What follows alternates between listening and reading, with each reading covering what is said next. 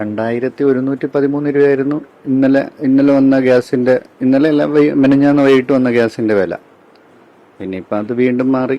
ഇപ്പോഴുള്ള വില വെച്ച് നോക്കുമ്പോൾ കൂട്ടേണ്ടി വരും. നമ്മൾ പാചകത്തിന് എടുക്കുന്ന ഗ്യാസ് 1000 രൂപ എക്സ്ട്രാ കൂടിയിട്ടുണ്ട്. നമുക്ക് അത് എന്നാലും അത് റെഗുലറായിട്ട് കിട്ടുന്നില്ല.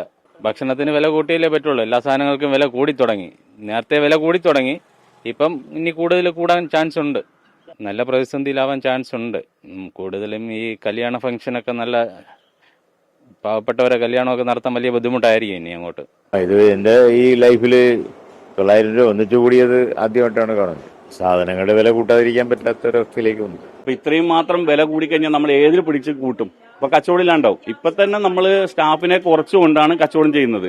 അപ്പൊ ഉള്ള സ്റ്റാഫിനെ വെച്ച് ഐറ്റംസ് കുറച്ചു, ലൈവ് ഐറ്റംസ് ഒക്കെ ഒഴിവാക്കി. ദോശ, പൊറോട്ട, ചോറ് ഒഴിവാക്കി, അൽഫാം, ഷവർമ, ചൈനീസൊക്കെ. ഇപ്പം ബിരിയാണിയും കറികളും വെച്ച് കുറച്ച് ഐറ്റംസ് മാത്രം വെച്ചാണ് ഇപ്പോൾ ചെയ്യുന്നത്. ഇപ്പൊ 15-20 മണിക്കാരുള്ളത് 5-10 മണിക്കാരെ കൊണ്ട് ഇപ്പൊ എല്ലാവരും നടത്തിക്കൊണ്ടു പോകുന്നത്. അപ്പൊ ഇനിയിപ്പോ എന്ത് ചെയ്യാൻ പറ്റും? ഇതിങ്ങനെ കൂടിക്കഴിഞ്ഞാൽ ഒരു രക്ഷയും ഇല്ലാണ്ടാവില്ല.